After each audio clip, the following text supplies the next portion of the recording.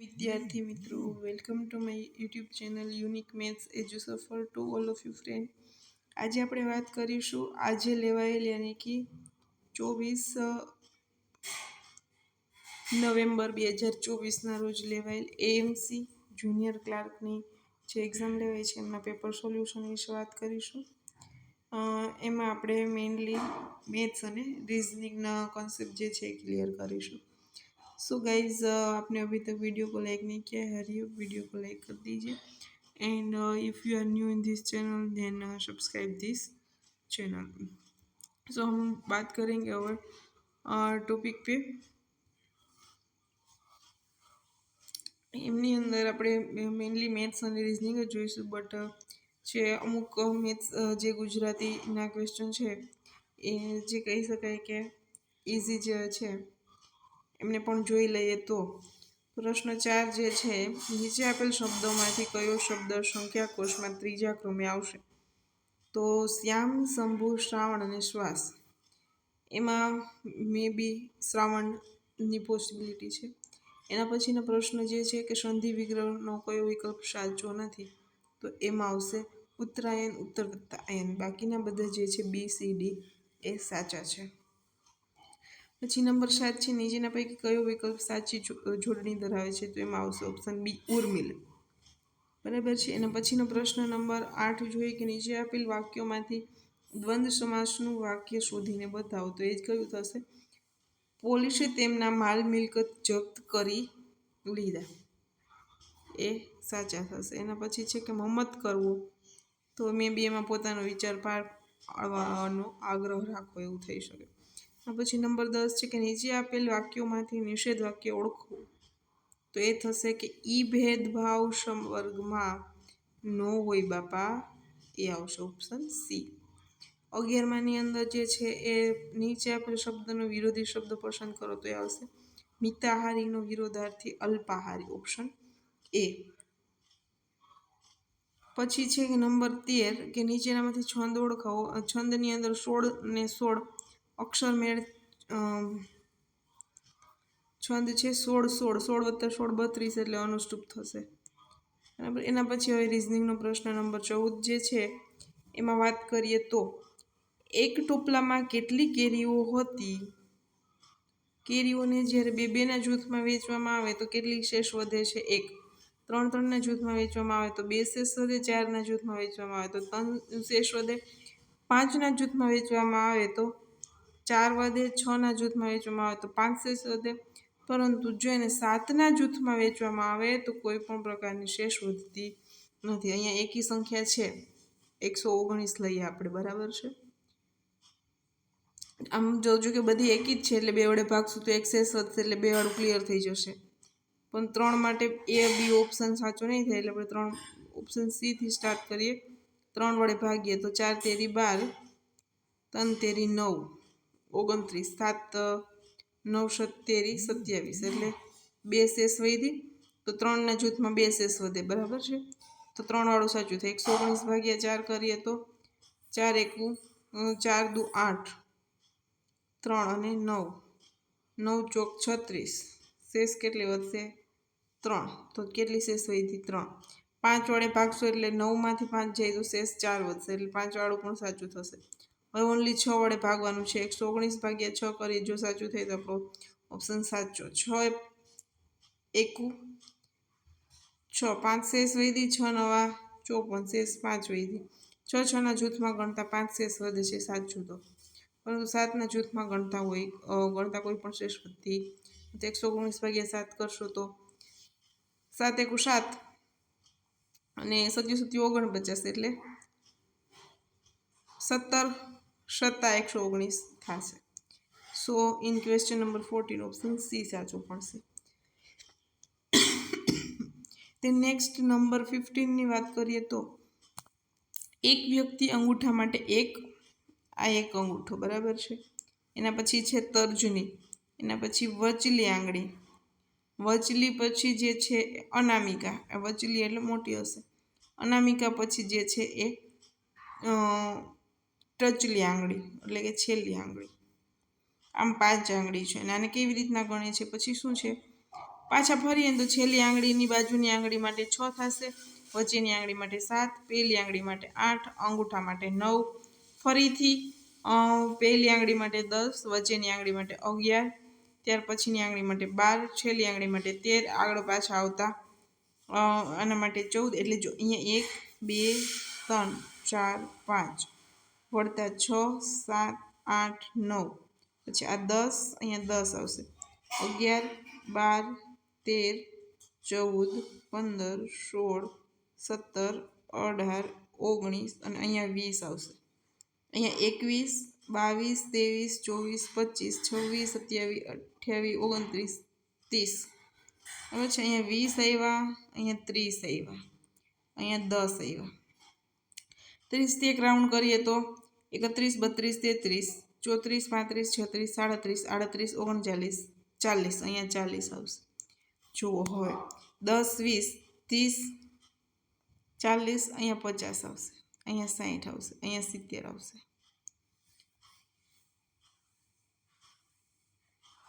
અહીંયા 80, અહીંયા 90, અહીંયા 100 આવશે.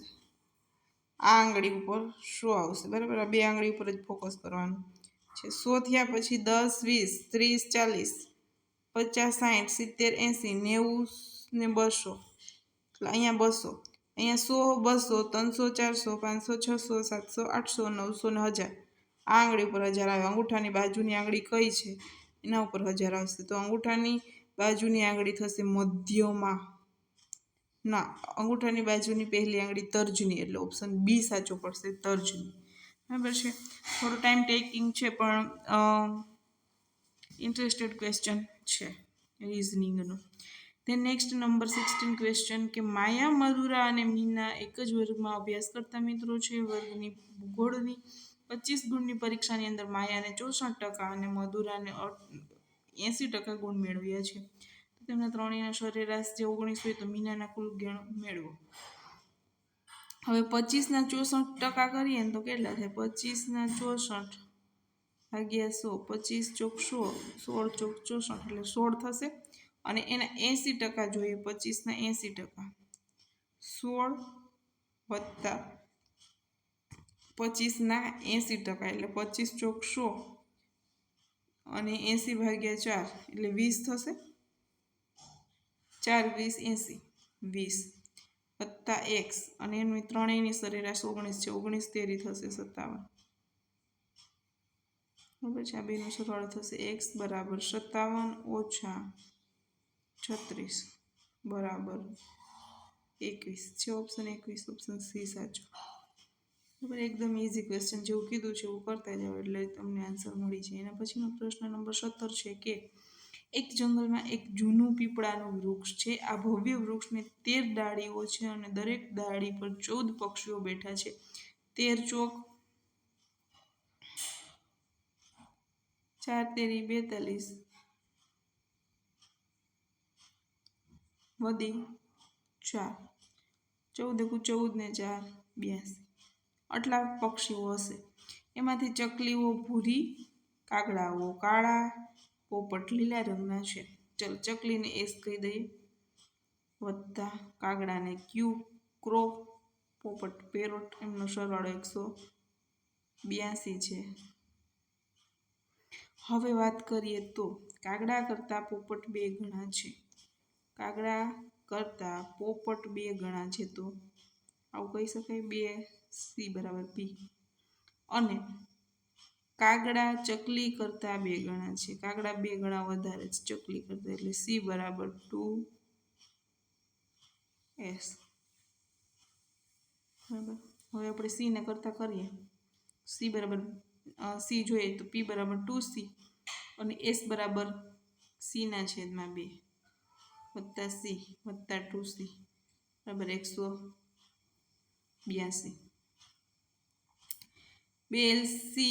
2 બરાબર એલસીએમ લઈએ તો સી વત્તા 2c વત્તા 4c બરાબર 182 ગુણ્યા 2, 4 5 6 7, સી બરાબર 182 ગુણ્યા 2 ભાગ્યા 7, 7 દુ 14 અને 42, 6 સત્તા 42 એટલે 26, 26 દુ 52, સી બરાબર 52 આવ્યા આપણને જવાબ. જો સી 52 હોય તો પી શું મળે? 52 ગુણ્યા 2 એટલે 104. પેરોટ 104, કાગડાઓ 52, વાના અડધા 26 ચકલીઓ. તો કયો ઓપ્શન થાય? 26 ચકલી, 104 પોપટ, 52 કાગડા. તો ઓપ્શન બી સાચો થાય. બરાબર. આ પણ એક ઇન્ટરેસ્ટિંગ ક્વેશ્ચન હતું. ધેન નેક્સ્ટ, મધપુડાની મધમાખીમાંથી પાંચમા ભાગની, ચાલો મધપુડાની મધમાખી એક છે, કુલ મધમાખીમાંથી પાંચમા ભાગની મધમાખી કદમની ડાળી પર બેઠી છે. કદમ લખી, ચાલો કદમની ડાળી પર બેઠી છે. ત્રીજા ભાગની મધમાખી શિલીંધરીના ફૂલ પર બેઠી છે. ઉપરોક્ત બંને સંખ્યાનો તફાવત એટલે x/3 ઓછા x/5. આનો તફાવત જોઈએ તો 5x - 3x 2x by 5 15 ના ત્રીજા ભાગનો એટલે ગુણ્યા 3 કરવાનું. 5 તેરી 15 એટલે 2x + 5 એટલે અહીંયા આવશે +2x/5. એ જે છે કુતાજાના પર બેઠી છે મધમાખી. માત્ર 10 જ મધમાખીઓ મધપુડવા પર બાકી રહે છે. તો મધપુડવા પર કુલ કેટલી સંખ્યામાં મધમાખી હશે? આમને +10 કરીએ, 10 બાકી રહે છે, એ જે છે આપણું ટોટલ થઈ જશે. શું મળશે જો અહીંયા x/5 + x/3 + 2x/5 + 10 આટલી મધમાખી થઈને તો ટોટલ x મધમાખી મળે. હવે આમનો એલસીએમ લઈ લેવાનું છે. 5 તેરી 15 એટલે કે 3x + 5x + 6x + 150 બરાબર 15x. આવો જવાબ આવશે. આ બાજુ 6x + 5x 11 ને 3 14x. 14x બરાબર પેલી બાજુ જશે એટલે 15x - 14x એટલે x બરાબર 150 જવાબ મળે. x બરાબર 150 એટલે કે ઓપ્શન ડી જે છે એ સાચો થશે. અને પછી નંબર 19 નંબરનો પ્રશ્ન છે કે જતીન અમદાવાદથી ગાંધીનગર સુધી ક્રમશઃ 30, 45 અને 63 કિલોમીટર પ્રતિ કલાકની ઝડપે ગતિ કરે છે. તો જતીનની સરેરાશ ઝડપ શોધો. તો 30 સરેરાશ ઝડપ માટે શું થશે? 30 + 45 + 63 કેટલા થશે? 138 ભાગ્યા 3, 4 તેરી 12, 6 તેરી 18, 46 કિલોમીટર પ્રતિ કલાક એમની સરેરાશ ઝડપ થશે. એટલે ઓપ્શન સી જે છે એ સાચો થશે. એના પછીનો પ્રશ્ન જે છે કે ફૂલની એક ક્યારીમાં ગુલાબના છોડ દરેક હરોળમાં સમાંતર શ્રેણીમાં વધે છે. સમાંતર શ્રેણીમાં છે. સમાંતર શ્રેણી વધતી છે કે ઘટતી? એ તો શ્રેણી જોઈશું ત્યારે ખબર પડશે. પ્રથમ હારની અંદર 23 ગુલાબના છોડ છે, બીજી હારમાં 21, 23માંથી 21 ઘટ્યા એટલે કે ઘટતી શ્રેણીમાં, સમાંતર શ્રેણીમાં છે. તો જોઈએ અહીંયા ફર્સ્ટ કેટલા છે? 23, પછી 21. એક એકનો ઘટાડો થાય છે. 21માંથી 19 થશે, 19માંથી 17 થશે, આવી રીતે 19ના છોડ છે. જ્યારે છેલ્લી હરોળમાં કેટલા બચે છે? 5. તો આ કેરીમાં કુલ કેટલા હાર છે? કેટલા હાર હશે? 17 પછી આવશે 15, 13, 11, 9, 7, 5 અને 5 સુધી જ છે. તો 1, 2, 3, 4, 5, 6, 7, 8, 9 અને 10. તો કેટલા થશે? આ કેરીમાં કેટલી હાર થશે? તો 10 હાર થશે. ઓપ્શન એ જે છે એ સાચો પડશે. એના પછીનો પ્રશ્ન છે પ્રશ્ન નંબર 21. કાટકોણ ત્રિકોણ ABCમાં બી કાટખૂણો છે. બી કાટકોણ છે એટલે એ બી કાટકોણ અને સી. જ્યારે સી જે છે એ 30 અંશનો છે. એ બી 5 સેમી આપ્યા હોય તો બીસીની લંબાઈ કેટલી થશે? 30 સામેની અને પાસેની બાજુ, સામેની આપી છે, પાસેની મેળવવાની છે. આના માટે ઇઝી ફોર્મ્યુલા તો tan 30 જ હોઈ શકે. tan 30 બરાબર એ બી 5 આપી છે, બીસી જે છે એ મેળવવાની છે. બીસીને કરતાં કરીએ તો બીસી બરાબર 5 અને tan 30 એટલે કે 1/√3 એટલે કે 5√3 આવો જવાબ આવશે 5√3. કયો ઓપ્શન થશે? Option number B. Option number B સાચો થશે. એના પછીનો પ્રશ્ન છે કે પ્રશ્ન નંબર 22 48 નો સ્ક્વેર પ્લસ 96 નો સ્ક્વેર પ્લસ 1106 નો સ્ક્વેર પ્લસ 554 નો square is equal to what? બરાબર છે, આવો પ્રશ્ન છે. હવે આપણે શું મેળવવાનું છે? તો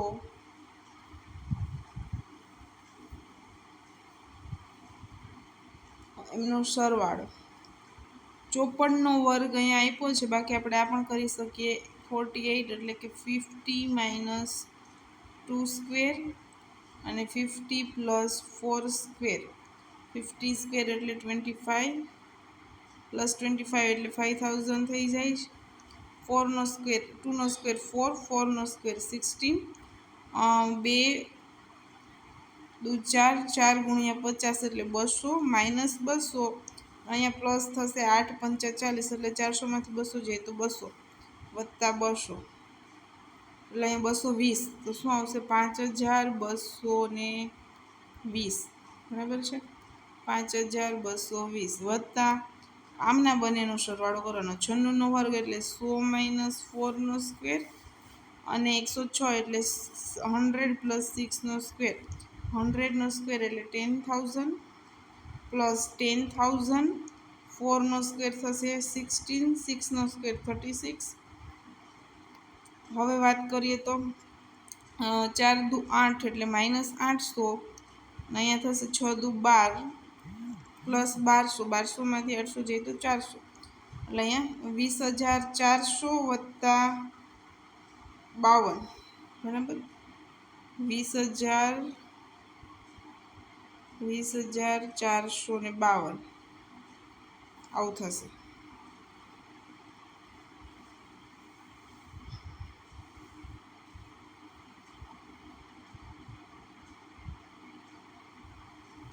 ₹20,452 વત્તા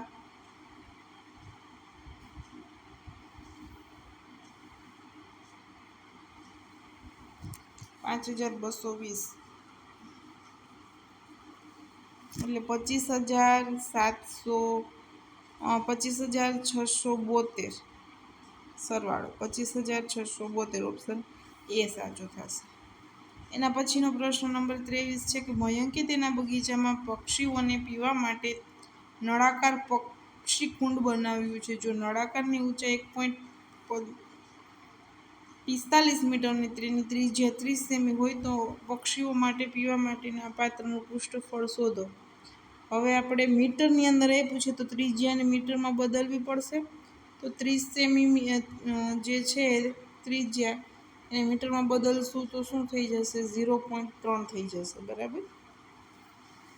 અહીંયા એમનું સૂત્ર આપેલું છે કે પૃષ્ઠફળ 2πr/h 22/7 2 ગુણ્યા 22/7 ગુણ્યા r જે છે એ 0.r² થશે 0.9 into 2πr²h πr²h into h એવું કરવાનું થશે.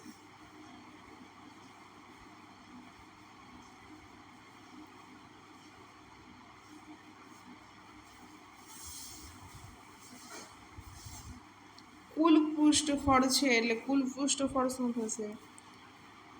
2πr plus r plus h એટલે 0.3 1.45 વત્તા 0.3 એટલે 1.75 2 into 20/7 into 0.3 multiply 1.75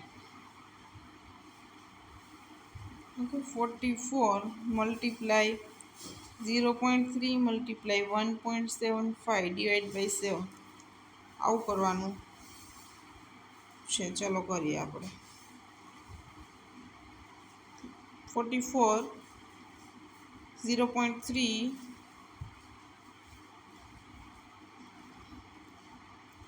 plus 0.3 plus 1.75 divide by 7 3.3. चलो 3.3 यानी कि ऑप्शन बी करेक्ट होगा. એના પછી જે છે 24 નંબરનો પ્રશ્ન. એક લંબઘન આકારના ઓરડાનું અંદરનું માપ 12 મીટરની લંબાઈ, 8 મીટર પહોળાઈ, 4 મીટર ઊંચાઈ છે. ઓરડા રંગવાનો ભાવ 5 રૂપિયા પ્રતિ ચોરસ મીટર હોય તો ઓરડાની અંદરની ચારે બાજુઓનો દિવાલ રંગવાનો ખર્ચ કેટલો થશે? તો જુઓ, આ 4 દિવાલ છે ને, એમાંથી આ બંને કાઢી નાખવાનું, ઉપર નીચેની કાઢી નાખવાની. આ દિવાલ એટલે લંબાઈ ગુણ્યા ઊંચાઈ, અને આ જે છે પહોળાઈ ગુણ્યા ઊંચાઈ. લંબાઈ ગુણ્યા ઊંચાઈ શું છે? એવી કેટલી દિવાલ? 4 દિવાલ છે. લંબાઈ ગુણ્યા ઊંચાઈ 12 ગુણ્યા 4 ગુણ્યા 5 એટલે થશે 5 4 5 20 અને 240.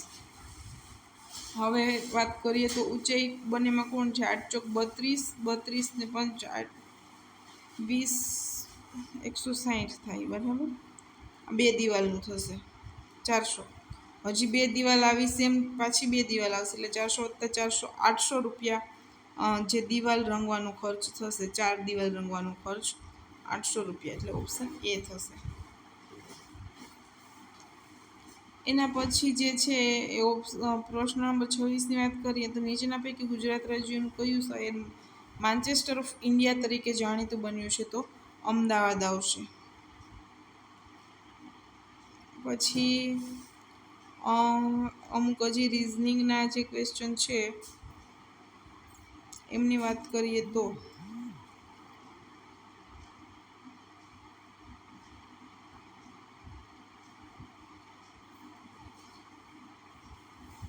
આ મેથ ક્વેશ્ચન છે અમુક.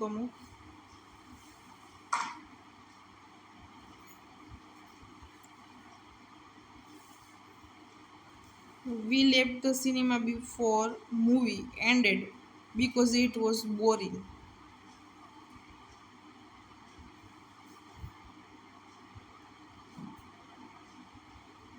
પછી જો 77 નંબરનો પ્રશ્ન છે, સિરીઝ છે 890 547 331 206.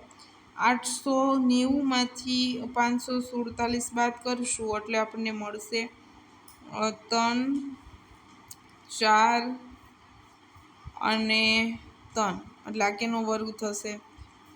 જોઈએ આપણે, 7નો ઘન થશે.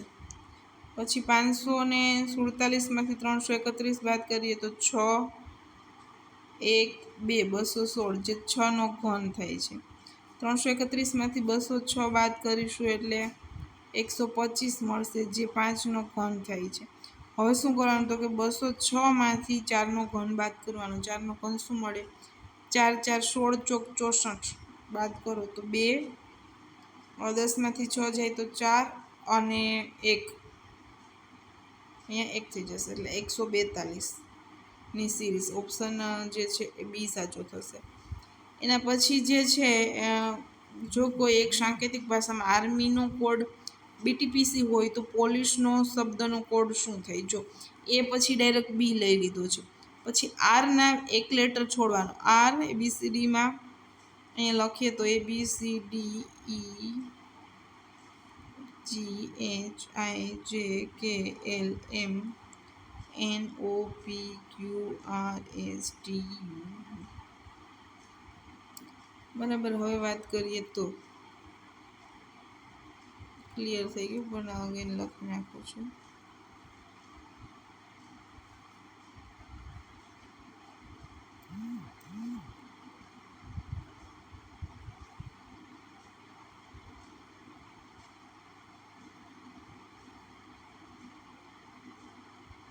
જો એ પછી ડાયરેક્ટ બી લીધો છે એટલે આપણે શું કરવાનું? પી પછી શું લેવાનું? અને પછીનો લેટર ક્યુ. આર પછી એક લેટર છોડીને ટી લીધો છે. એમ પછી બે લેટર છોડીને પી લીધો છે. એટલે એક પછી 2, પછી 3, પછી 4, પછી 5 એ રીતના લેટર છોડવાના છે. ઓ પછી 2 લેટર એક લેટર છોડવાનું એટલે ક્યુ અગેન આવશે. એલ પછી 2 લેટર છોડવાના છે તો ઓ આવશે. આઈ પછી 3 લેટર છોડવાના છે એટલે એમ આવશે. સી પછી 4 લેટર છોડવાના છે એટલે એચ આવશે. અને ઈ પછી 5 લેટર છોડવાના છે એટલે કે આવશે. આવું કયું છે ક્યુ ઓ એમ એચ કે ઓપ્શન એ છે. બરાબર, એટલે ઓપ્શન એ સાચો થશે. ને પછી નંબર 79 કે જો ઘડિયાળમાં 6 વાગ્યા હોય ને ત્યારે મિનિટ કાંટો 6 વાગ્યા એટલે આ જ દિશા જુઓ. મિનિટ કાંટો જે છે એ વાયવ્ય ખૂણામાં હોય. વાયવ્ય એટલે થશે તમારે આ જે છે એ ઈ, અહીંયા નૈઋત્ય, અહીંયા વાયવ્ય અને અહીંયા અગ્નિ ખૂણો આવશે. બરાબર, અહીંયા 6 વાગ્યા હોય, આ ઘડિયાળમાં 6 વાગ્યામાં છે ત્યારે એ વાયવ્યમાં છે. મિનિટ કાંટો વાયવ્યમાં છે. આ મિનિટ કાંટો હશે તો આ એનો શું કાંટો થશે? કલાક કાંટો. કઈ દિશામાં? અગ્નિ દિશામાં. ઓપ્શન બી સાચો થશે. કલાક કાંટો એની વિરુદ્ધ દિશામાં હશે, વિરુદ્ધ દિશા અગ્નિ થશે. બરાબર, ઇઝી પ્રશ્ન હતો. એના પછી 75 લોકોની એક હરોળમાં રોનકનો ડાબી બાજુથી ક્રમ 18મો અને એ જ હરોળમાં મૌલિકનો ક્રમ જમણી બાજુથી 34મો છે તો બંને વચ્ચે કુલ કેટલા લોકો બેઠા હશે? 34 + 18, 34 + 18 એટલે 52. 75માંથી 52 બાદ કરીએ તો કેટલા આવે? 23. વચ્ચે 23 લોકો બેઠા હશે એટલે ઓપ્શન બી સાચો થશે. એના પછી આમાં જો 87 સ્માર્ટ અમદાવાદ હેરિટેજ પ્રોજેક્ટ અંતર્ગત ખાલી જગ્યા નામની smart Ahmedabad heritage mobile app બની હશે તો કેપિટલ એક લેટર લઈ લઈ. સ્માર્ટનો એ, અમદાવાદનો એ, સ્માર્ટનો એસ, હેરિટેજનો એચ, એસ એ એચ નામની જે છે એ બની હશે. એના પછી નંબર 88 કે જો કોઈ મહિનાનો અંતિમ દિવસ બુધવાર છે તો તે મહિનામાં કેટલા સોમવાર હશે? અંતિમ દિવસ બુધવાર છે. અંતિમની અંદર મહિનામાં 30 દિવસો પણ હોઈ શકે, મહિનાની અંદર 31 દિવસો પણ હોઈ શકે. 30 બુધવાર છે અથવા તો 31 બુધવાર છે તો 28 તારીખે સોમવાર થાય. 28 સોમવાર થાય તો જો 1 તારીખે સોમવાર હોય તો પછી 1 ના 7 એટલે 8, 8 ને 7 15, 15 ને 7 22 ને 7 29 તો કેટલા થાય? 1 2 3 4 5 સોમવાર થાય 31 દિવસો હોય તો. અને જો 31 દિવસો ન હોય મહિનામાં, 30 દિવસો હોય તો 4 સોમવાર થાય. બરાબર છે. અહીંયા કંઈ સ્પષ્ટ ના નથી કે મહિનામાં કેટલા દિવસો છે એટલે 4 સોમવાર પણ આવી શકે અને 5 સોમવાર પણ આવી શકે એટલે ઓપ્શન ડી સાચો થશે. અને પછી નંબર 89 પ્રશ્ન છે કે કાંટાવાળી ઘડિયાળમાં 6:40 વાગ્યાનું જળ પ્રતિબિંબ કયો સમય દર્શાવે છે? જળમાં પ્રતિબિંબ એટલે કે મિરર જેવું જ છે એટલે અહીંયા 12 ને 10નો સમય બતાવશે. એના પછીનો પ્રશ્ન છે 90 નંબરનો. 8 વિદ્યાર્થીઓ છે ABCDEFGHમાં મેળવેલ માર્ક્સના આધારે ક્રમમાં ગોઠવવા છે. કોઈ વિદ્યાર્થીઓના માર્ક સરખા છે નહીં. એના માર્ક કરતાં એચ વધારે, એના માર્ક એચ કરતાં વધુ,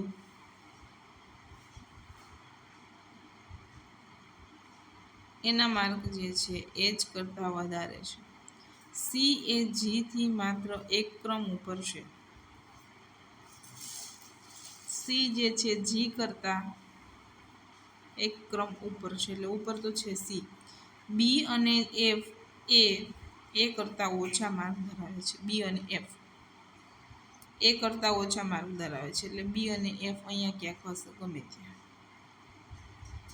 પરંતુ તે પૈકી એકના માર્ક એચ કરતાં વધુ છે એટલે આ પોસિબિલિટી હોઈ શકે. કા પછી એફ, એચ અને બી. બરાબર, આવું પોસિબિલિટી હોઈ શકે. પરંતુ તે પૈકી એકના માર્ક એ જ કરતાં વધુ છે થઈ ગયું, જ્યારે બીજાના ઓછા છે એટલે બીજાને એને જ કરતાં ઓછા છે. ડી અને જીના માર્ક એ કરતાં વધુ છે. આની આગળ ડી અને જી હશે, એ કરતાં વધારે છે ડી અને જી, પણ એના કરતાં તો આગળ સી છે. આપણી પાસે કન્ડિશન આ છે. ઈ એ સૌથી વધારે માર્ક ધરાવે છે. ઈ સૌથી વધુ માર્ક ધરાવે છે.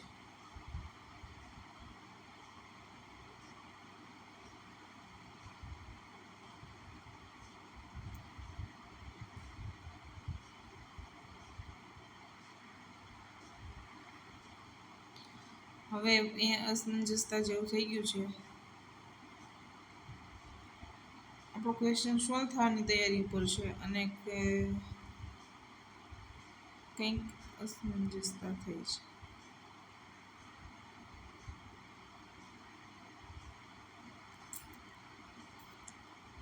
નો ડાઉટ આપણે ક્વેશ્ચન સોલ્વ કરશું.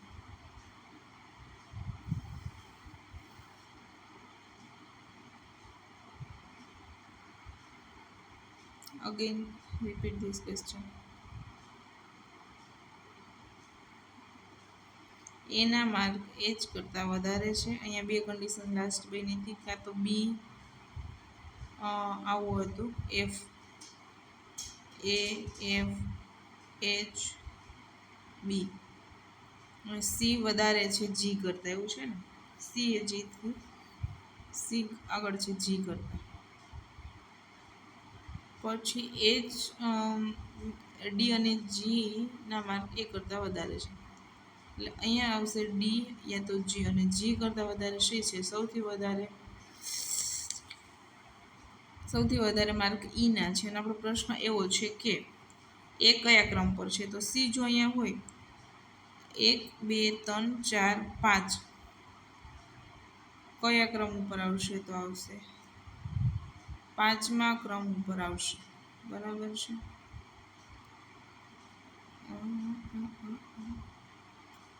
Here something has to wrong, but question solve हो गया है. એ જે છે એ 5મા ક્રમ પર આવશે. આપણો પ્રશ્ન થઈ. એના પછીનો પ્રશ્ન છે BCD અને ઈ જે છે એક જ પરિવારના લોકો છે. એ જે છે એ બીની બહેન છે.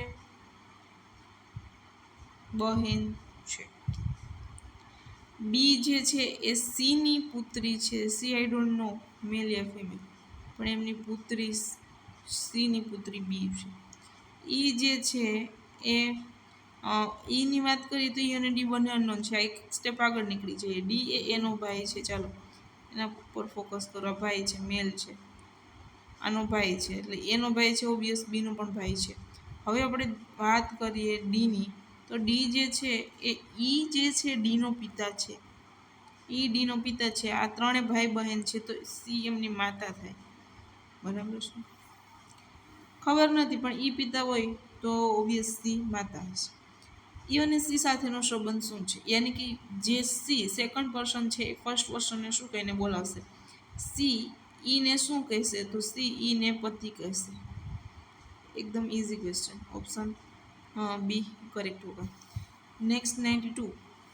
આપેલ વિધાન અને તારણો પરથી યોગ્ય વિકલ્પ પસંદ કરો.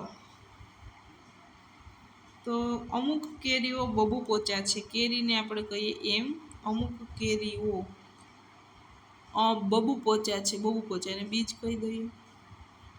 બધા બબુ પોચા સફરજન છે. બધા સફરજન હોય તો એ જે છે એની ઉપર વટ જઈ જાય. બધા બબુ પોચા સફરજન છે. અમુક સફરજન જામફળ છે. અહીંયા જામફળ છે ને એ બાર પણ હોઈ શકે અને આમ પણ હોઈ શકે. જામફળ અમુક સફરજન જામફળ છે, એમની અંદર બબુ પોચાનો ઉલ્લેખ નથી કર્યો. અમુક સફરજન જામફળ છે એટલે બાર હોઈ શકે. તો તારણ એમ કે અમુક જામફળ બબુ પોચા છે.